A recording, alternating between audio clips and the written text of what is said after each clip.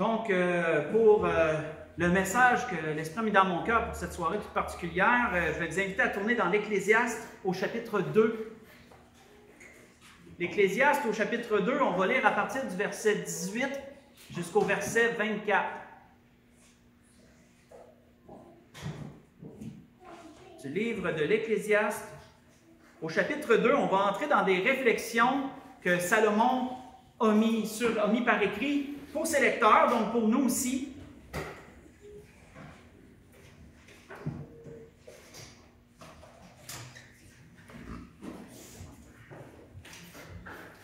Donc, il est dit dans l'Ecclésiaste chapitre 2, à partir du verset 18, il dit « J'ai haï tout le travail que j'ai fait sous le soleil, et dont je dois laisser la jouissance à un homme qui me succédera.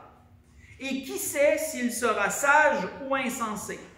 Cependant, il sera maître de tout mon travail, de tout le fruit de ma sagesse sous le soleil. C'est encore là une vanité. Et j'en suis venu à livrer mon cœur au désespoir à cause de tout le travail que j'ai fait sous le soleil. Car tel homme a travaillé avec sagesse et science et avec succès, et il laisse le produit de son travail à un homme qui ne s'en est point occupé. C'est encore là une vanité et un grand mal. Que revient-il en effet à l'homme de tout son travail et de la préoccupation de son cœur, objet de ses fatigues sous le soleil? Tous ses jours ne sont que douleur, et son partage n'est que chagrin. Même la nuit, son cœur ne se repose pas. C'est encore là une vanité. Il n'y a de bonheur pour l'homme qu'à manger et à boire et à faire jouir son âme du bien-être au milieu de son travail, mais j'ai vu que cela aussi vient, de la main de Dieu. On va arrêter ici. Donc, nous voyons des réflexions ici de Salomon. Et dans ces réflexions, Salomon exprime une certaine difficulté personnelle face à l'avenir. Une incapacité qu'il avait de savoir ce qui allait être plus tard. Et Salomon se disait, qu'est-ce qui va advenir de tout mon travail que j'ai fait sous le soleil? Parce que vous savez, Salomon, quand on lit les écrits des rois et tout, Salomon a fait faire de grandes constructions, il a présidé de grandes constructions, il a fait faire de beaux jardins bien élaborés qui nous est décrit précédemment dans le début du chapitre 2. Salomon a fait énormément de constructions diverses, jardins, et ci et ça. Et là, Salomon, il admettait son incapacité à voir plus tard, puis ça le dérangeait. Ça dérangeait Salomon. Parce qu'il avait fait tellement des grandes choses, puis il dit, je ne sais pas, qu'est-ce que la personne qui va me succéder va faire avec tout ça? Est-ce qu'elle va continuer dans tout le travail que j'ai mis, l'acharnement que j'ai mis dans ces choses? Est-ce qu'elle va prendre ces choses ou est-ce qu'elle va les amener plus loin pour les améliorer, les rendre encore plus belles, puis un peu parchever mon œuvre, si on pourrait le dire comme ça? Ou est-ce qu'elle va tout laisser ça à l'abandon, puis tout ce que je vais avoir mis tant d'efforts à faire, elle va le laisser dépérir? Salomon, ça le troublait. Ça le dérangeait, ça. Son incapacité à voir plus loin, à voir plus tard, à savoir ce qu'elle allait être dans le futur. Et Salomon se disait, peut-être même qu'avec tout ce que j'ai fait, elle va peut-être même détruire tout ça, puis reconstruire d'autres choses de complètement différentes avec ce que j'ai fait. Je le sais pas. Je le sais pas. Mais il se dit, est-ce que tout ce que j'ai fait va avoir été en vain ou pas? Donc, de grandes réflexions de la part de Salomon. Et Salomon exprime cette réflexion par deux mots. Deux mots que l'Esprit dans lesquels l'Esprit va nous faire voyager ce soir. Salomon dit « qui sait ». Ça paraît simple. Hein? Qui sait? C'est ce que Salomon disait. Qui sait si cet homme va prendre mon travail, qu'est-ce qu'il va faire avec? Il dit « je ne le sais pas ». Frères et sœurs, ces mots « qui sait », on les retrouve à certains endroits très clés. On est à certains endroits clés dans les Écritures, et ça peut paraître de petits mots insignifiants, mais ces deux mots ensemble, qui sait, ont une définition selon le dictionnaire. Ça exprime l'incertitude quant à voir ce qui est à venir, ou d'oublier ce qui a précédé. Quand on se pose cette question et on dit qui sait si telle et telle chose, ça démontre notre incapacité à voir l'avenir. Ça nous démontre qu'on a des limitations en tant qu'être humain. Et on ne sait pas ce qui va être. Et on se dit, qui sait? Mais ça démontre aussi qu'un seul le sait. Dieu le sait. Ça donne toute la capacité à Dieu, ça ne lui donne pas parce qu'il l'a déjà. Mais je veux dire que ça révèle toute cette capacité que Dieu a, lui, à savoir, et notre incapacité à nous, parce qu'on ne sait rien, en fin de compte. Et on se dit, qui sait? Dieu sait. On voit que lorsque le Seigneur s'était fait poser des questions dans Matthieu 24 sur des choses à propos des temps de la fin et tout, le Seigneur avait dit, et c'est juste une référence que je vais vous donner, ça démontre un peu comment que l'homme ne sait rien, mais que Dieu sait tout. Jésus avait dit, pour ce qui est du jour et de l'heure, personne ne le sait. C'est un peu la même chose quand on se dit qui sait si telle et telle chose, on ne le sait pas. Personne ne le sait. Ni les anges dans les cieux, ni le Fils. Là, je ne parle pas de notre situation que l'Esprit nous donne ce soir. Ça, je suis sûr que les anges, je ne le sais pas, mais le Fils, je peux dire que lui, il sait. Mais, qu'est-ce que Jésus disait aussi? Il disait le Père seul. En parlant du jour, mais la référence que je veux amener avec ça, c'est pour démontrer que c'est la même chose que quand on dit qui sait, Dieu seul le sait. Personne ne le sait, Dieu le sait. Dieu sait ces choses. Et l'Esprit veut nous parler de cela ce soir. Parce que dans certaines situations, au cours de l'histoire dans la parole de Dieu, des gens ont soulevé ce fait-là. Allons premièrement dans Esther chapitre 4. Allons voir cela. Dans Esther au chapitre 4.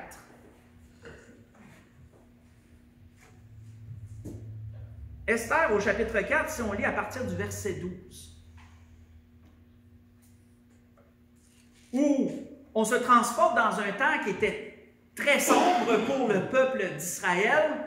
Pourquoi? Parce qu'un ennemi, un homme qui en voulait à la nation entière juive, qui voulait éradiquer une nation tout entière d'un royaume, avait réussi par la ruse à amener un édit au roi de l'époque, Assuérus, pour déclarer que tous les Juifs pouvaient être mis à mort à une date et un jour précis.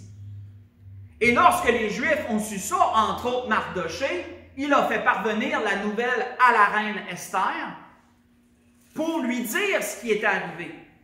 Parce que là, les serviteurs de la reine ont vu que Mardoché, il avait revêtu le sac, il était dans la désolation, il avait enlevé son linge, il était revêtu d'un sac pour démontrer l'humilité, mais pour démontrer aussi une grande dépression, un grand poids, on pourrait dire, sur l'esprit, une grande peine, un grand trouble. Et les serviteurs avaient été annoncés ça à Esther, elle avait fait demander pourquoi Mardoché était comme ça, et là, Mardoché lui avait fait parvenir la raison de toutes ces choses. Et il est dit à partir du verset 12 que lorsque les paroles d'Esther eurent été rapportées à Mardoché, Mardoché fit répondre à Esther, « Ne t'imagine pas que tu échapperas seul d'entre tous les Juifs, parce que tu es dans la maison du roi.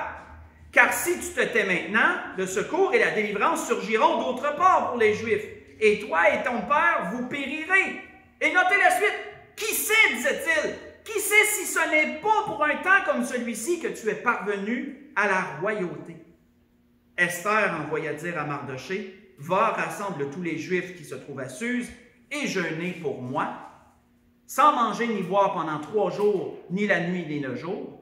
Moi aussi je jeûnerai de même avec mes servantes, puis j'entrerai chez le roi, malgré la loi.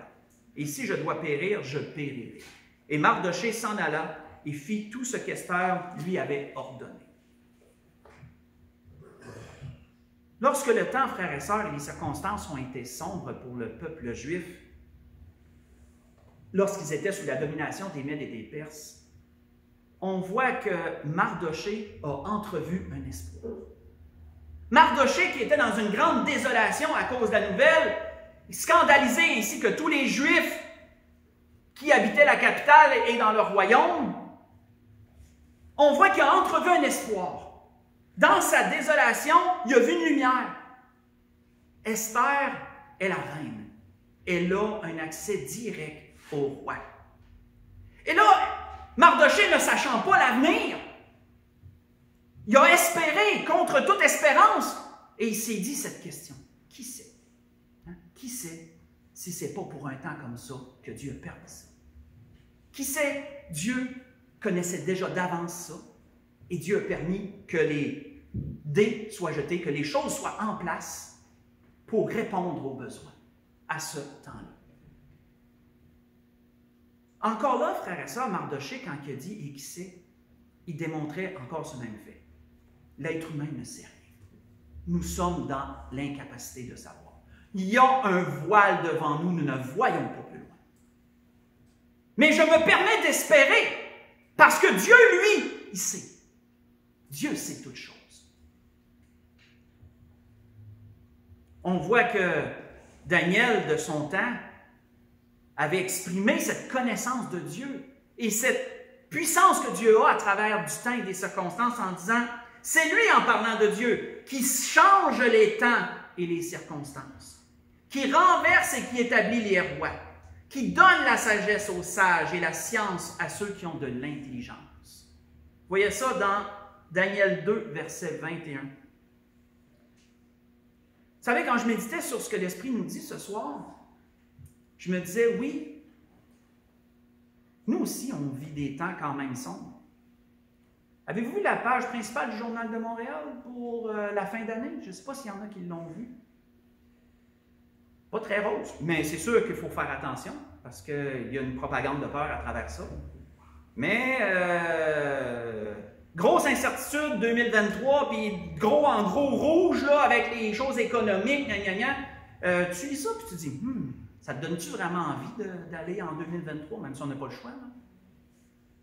Toute l'année, frères et sœurs, je dirais, une bonne partie de cette année, le Seigneur nous a parlé beaucoup pour nous avertir de choses, pour nous parler de l'avenir, nous parler de se préparer. Beaucoup de messages d'hiver ont été dans ce sens. Et parce qu'il y a des choses qui nous pendent sous le nez. Il y a un agenda mondialiste qui se met en place. Le satanisme semble tout puissant en ce moment et prend beaucoup de terrain sur toutes les choses dans le monde. Tout ce qu'on voit à une vitesse accélérée qui se met en place vient du malin dans beaucoup de choses. Et nous aussi, frères et sœurs, l'avenir peut sembler très sombre. Mais nous aussi, frères et sœurs, on doit quand même garder une porte ouverte pour Dieu dans ce sens. On doit, frères et sœurs, se dire, qui sait, nous aussi? Qui sait? Peut-être que Dieu, dans sa grâce, va peut-être retarder. Peut-être encore des choses qui s'en viennent. On ne le sait pas, frères et sœurs. On ne le sait pas. Notre incapacité d'en voir le futur nous empêche de savoir ce qui va être. Dieu nous avertit de choses. Oui, il va y avoir des temps difficiles qui s'en viennent. Mais qui sait si Dieu n'abrègera pas encore ces choses? Lui sait. Nous, on ne le sait pas. Mais peut-on se permettre, frères et sœurs, d'espérer? Oui, on peut se permettre d'espérer. On peut se permettre de prier. Que la volonté de Dieu, du Dieu Tout-Puissant se fasse, bien sûr. Mais peut-il y avoir de l'espoir que les jours soient abrégés? Il peut. Il y a des gens, et je ne dis pas que c'est à cause d'eux autres, c'est Dieu qui dirige les temps et les circonstances, mais il y a des gens puissants dans ce monde qui résistent à ce qui est en train de se mettre en place. Ce n'est pas tout le monde à 100% qui adhère à tout ça. Là.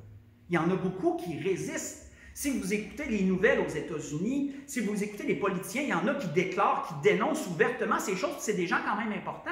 Et ailleurs dans le monde aussi. Il y a même des présidents de pays qui dénoncent cet agenda-là qui est en train de se mettre en place. Il y a quand même des gens puissants qui font frein à tout ça. Sur quelle base ça va aller? C'est sûr que la parole nous donne la finalité. Mais en attendant, qui sait, frères et sœurs? Qui sait? Peut-être que ces choses seront retardées encore. Je ne sais pas. Vous ne le savez pas. Qui peut prétendre le savoir? Mais Dieu le sait. Dieu le sait. Et on peut se permettre d'espérer, frères et sœurs, parce qu'on a un Dieu tout-puissant, mais que sa volonté se fasse dans toutes ces choses. Donc, on voit que Esther avait été placée dans une position d'autorité pour un temps comme celui de son temps, et Mardochée a dit, qui sait? Mais nous aussi, on peut se dire ça, parce qu'il y a des gens en position d'autorité qui résistent aussi. Qui sait? Dieu le sait. C'est entre ses mains. C'est entre ses mains. Voyons une autre chose. Allons dans 2 Samuel 12. Allons voir un autre homme qui s'est dit ça. Pour une autre raison. Un autre homme qui s'est dit ça pour une autre raison. 2 Samuel 12, si on lit à partir du verset 15.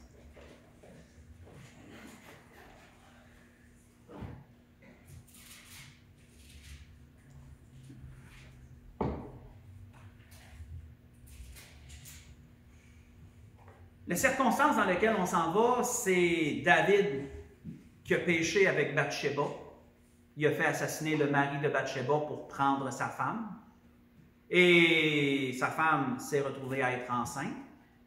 Son péché a été, quoi qu'il a tenté de le garder secret, son péché a été manifesté au grand jour. Le prophète Nathan, après quelque temps, est venu le confronter avec son péché. David a reconnu son péché. Et voici ce qui est dit, si on lit dans 2 Samuel 12, à partir du verset 15 jusqu'au début du verset 18, en fait, ensuite on va sauter plus loin. Il est dit, Nathan s'en alla après avoir conté une histoire à David, et après que David ait reconnu qu'il parlait de lui, après que David ait confessé son péché et dire, j'ai péché. Nathan s'en alla dans sa maison. Et l'Éternel frappa l'enfant que la femme d'Uri avait enfanté à David. Et il fut dangereusement malade. David pria Dieu pour l'enfant et jeûna. Et quand il rentra, il passa la nuit couché par terre. Les anciens de sa maison insistèrent auprès de lui pour le faire lever de terre, mais il ne voulut point. Et il ne mangea rien avec eux. Le 7e jour, l'enfant mourut. Sautons plus loin. Sautons au verset 21. Verset 21. Parce que là, ses serviteurs craignaient de lui annoncer cette nouvelle, parce qu'ils se sont dit, s'il s'est mis à terre comme ça, pendant que l'enfant était malade, ça va être quoi une fois qu'on y annonce qu'il est mort? Et au verset 21, il est dit, ses serviteurs lui dirent, que signifie ce que tu fais? Parce qu'une fois qu'il a annoncé, David s'est levé, puis il s'est mangé. Il a mangé, je veux dire. David s'est levé, s'est lavé, s'est préparé, puis il est allé manger. Et là, ses serviteurs ne comprenaient plus rien. Parce que d'habitude, c'est l'inverse. D'habitude, c'est l'inverse que les gens faisaient. Et là, ses serviteurs lui dirent, que signifie ce que tu fais? Tandis que l'enfant vivait, tu jeûnais et tu pleurais. Et maintenant que l'enfant est mort, tu te lèves et tu manges. Il répondit, lorsque l'enfant vivait encore, je jeûnais et je pleurais, car je disais, qui sait? Je disais, qui sait? Qui sait si l'Éternel n'aura pas pitié de moi et si l'enfant ne vivra point? Maintenant qu'il est mort, pourquoi jeûnerai-je? Puis-je le faire revenir? J'irai vers lui, mais il ne reviendra pas vers moi. On va arrêter ici. Malgré que le prophète Nathan lui avait dit que l'enfant qui était né de cette union adultère allait périr, David a quand même espéré. David a espéré que Dieu reviendrait sur son jugement et que Dieu laisserait vivre l'enfant. David, oui, avait entendu les paroles, mais contre toute espérance, David s'est dit, qui sait? Dieu est déjà par le passé revenu sur des jugements. Moi, je ne le sais pas, mais qui sait si Dieu ne fera pas la même chose encore? Malheureusement pour lui, Dieu n'est pas revenu sur son jugement. Mais est-ce que David s'est permis quand même d'espérer, frères et sœurs? Oui. David s'est quand même permis d'espérer. Et il a dit, qui sait? Qui sait si Dieu ne reviendra pas sur ces choses? Pourquoi? Parce que Dieu, c'est déjà arrivé, frères et sœurs, qui est revenu sur des jugements qu'il avait prononcés. C'est déjà arrivé. Faites juste écouter, je vais vous en nommer un que vous connaissez bien. Ce ne sera pas tellement long. Lorsque Jonas a été envoyé pour prêcher contre Ninive, qu'est-ce qui est dit? Il est dit, la parole de l'Éternel fut adressée à Jonas une seconde fois en ces mots, « Lève-toi, va à Ninive, la grande ville, et proclame-y la publication que je t'ordonne. » Et Jonas se leva, alla à Ninive, et selon la parole de l'Éternel. Or, Ninive était une très grande ville de 3 jours de marche. Jonas fit d'abord dans la ville 1 journée de marche. Il criait et disait, « Encore 4 jours et Ninive est détruite. » Les gens de Ninive crurent à Dieu Ils publièrent un jeûne et se revêtirent de sacs, depuis le plus grand jusqu'au plus petit. La chose parvint au roi de Ninive. Il se leva de son trône, ôta son manteau, se couvrit d'un sac, s'assit sur la cendre. Et il fit faire dans Ninive cette publication par ordre du roi et de ses grands, que les hommes et les bêtes, les bœufs, les brebis ne goûtent rien, ne mangent, ne pèsent point et ne boivent point d'eau, que les hommes et les bêtes soient couverts de sacs, qu'ils crient à Dieu avec force et qu'ils reviennent de leur mauvaise voie et des actes de violence dont leurs mains sont coupables. Qui sait, dit-il, qui sait si Dieu ne reviendra pas et ne se repentira pas, s'il ne renoncera pas à son ardente colère en sorte que nous ne périssions point. Le roi s'était dit la même chose, il était un roi païen en plus. Ce roi païen s'était dit la même chose. Devant son incapacité à voir l'avenir, il s'était dit, qui sait ce qui va se passer? Si on met tout en place, si on fait tous nos efforts, si on démontre notre repentance, peut-être Dieu va-t-il changer d'idée. Peut-être que Dieu va revenir sur les choses qu'il a dit. Et c'est pour ça que ce roi a même fait que même les animaux qui sont innocents en soi ne puissent pas manger, ne puissent pas boire non plus, et même revêtir les animaux de sacs. Avez-vous imaginé, si c'est un troupeau de 100 bêtes, imaginez-vous le nombre de sacs que ça va prendre. Comment je peux dire, c'est exagéré. Mais il le fait. Mais il le fait.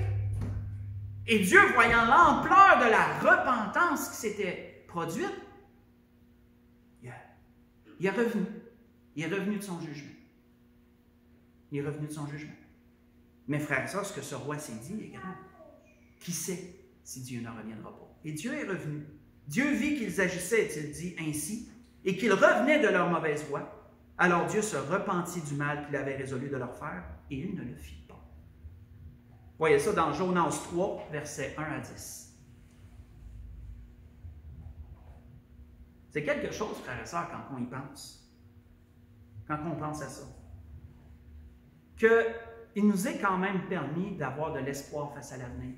Même quand l'avenir semble au plus sombre, au plus noir, avec Dieu, il nous est quand même permis d'avoir de l'espoir. Est-ce que ça veut dire nécessairement que les choses vont se passer selon l'espoir qu'on a? Non, pas nécessairement. Regardez David. David a dû quand même vivre ce que Dieu avait dit. Même s'il a espéré, ça ne l'a pas tout réglé. Même s'il s'est repenti, s'est humilié, ça ne l'a pas tout réglé. Il l'a accepté. David l'a accepté sans murmurer. Et Dieu lui a donné de passer à travers ces choses. Et ensuite, le fils qu'il y a eu de cette union devenu légal est devenu le prochain roi d'Israël, Salomon. Mais on voit que les gens de Ninive, eux, Dieu leur a épargné ça. Momentanément, parce que plus tard, quand vous lisez un autre prophète qui a prophétisé contre Ninive, des années plus tard, elle a été détruite finalement. Donc, Ninive, ça a été momentané parce qu'ils sont revenus dans leur mauvaise voie et la suite de ce qui avait été dit là s'est accomplie. Mais beaucoup d'années plus tard. Mais quand même, là, Dieu est revenu de son jugement. Donc, frères et sœurs, l'Esprit veut terminer cette année en nous démontrant qu'il y a quand même de l'espoir. On ne sait pas. Oui, Dieu nous dépeint des choses et ce que Dieu nous dépeint va arriver. Mais jusqu'à quel point Dieu peut faire que ces choses se retardent encore de quelque temps. Dieu peut les précipiter. Je veux dire, c'est à lui qu'appartiennent le temps et les circonstances. Nous, on n'a aucun contrôle sur ça. C'est Dieu qui a le total contrôle. Mais qui sait, frères et sœurs? Gardons ça à l'esprit ce soir. Qui sait? Qui sait? Et on va clore cette année comme ça. Et d'une façon ou d'une autre, frères et sœurs, peu importe ce qui va survenir, Dieu nous assure dans sa parole que ces enfants-là ne sont pas là, sont pas là, sont là. Sont là. Sont dans sa main. Peu importe ce qui va arriver, Dieu va nous donner de traverser ces choses avec son soutien, avec sa force. Mais qui sait? Qui sait? C'était ça que l'Esprit voulait nous dire ce soir. On voit qu'Amos, si on va conclure là-dessus, on va conclure complètement là-dessus. On va aller dans un dernier endroit. Oui, j'avais noté un dernier endroit. On va aller dans Joël. On va aller dans Joël. J'avais noté un dernier endroit important. Dans le prophète Joël, un livre qu'on ne va pas souvent. Dans le prophète Joël, au chapitre 2.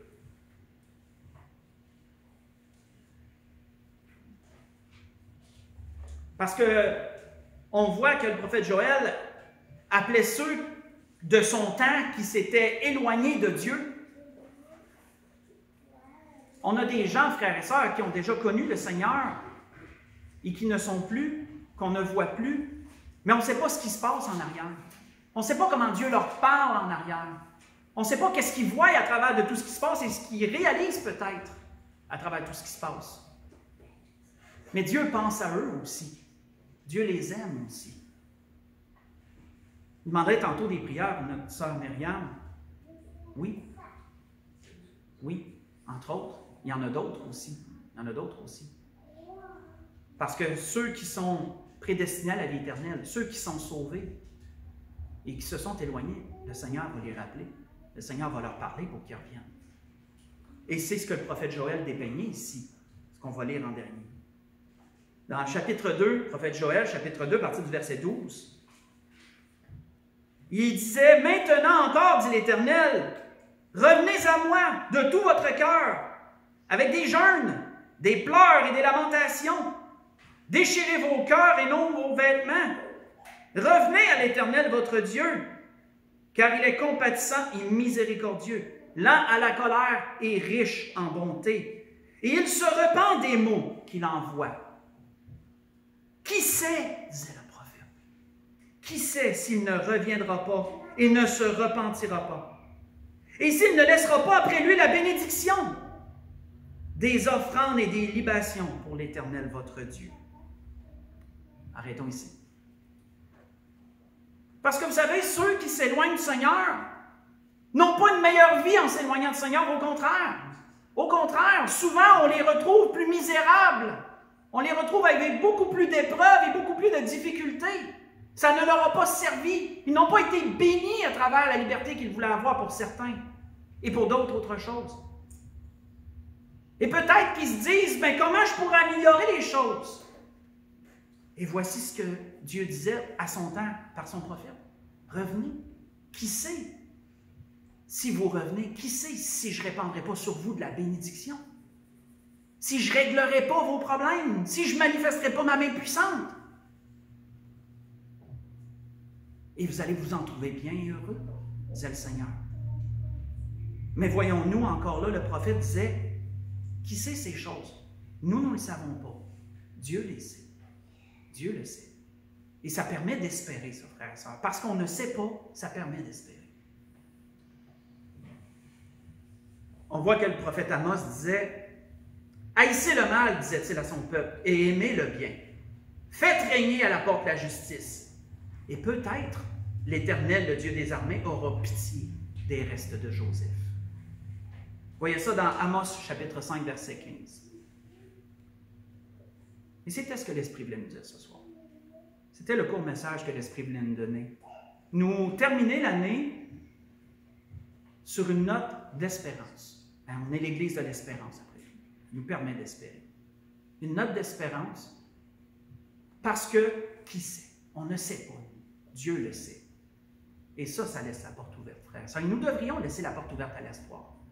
À l'espoir pour ceux qui se sont éloignés. Le Seigneur va leur parler. S'ils sont destinés, s'ils sont prédestinés, s'ils sont sauvés, le Seigneur va leur parler. Ça ne peut pas être autrement.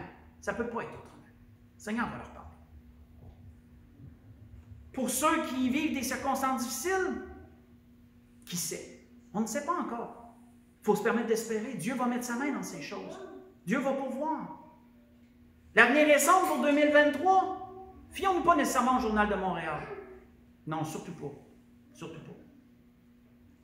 Gardons le qui sait de Dieu, frères et sœurs. Gardons le qui sait. Et même si ça allait aussi mal que les choses semblent aller, les choses semblent se présager, Dieu va garder ses enfants à travers ça. Dieu va garder ses enfants. On pourra se lever pour un prochain cantique. On va faire un cantique, ensuite on va faire une prière. Et ensuite on va enchaîner avec autre chose.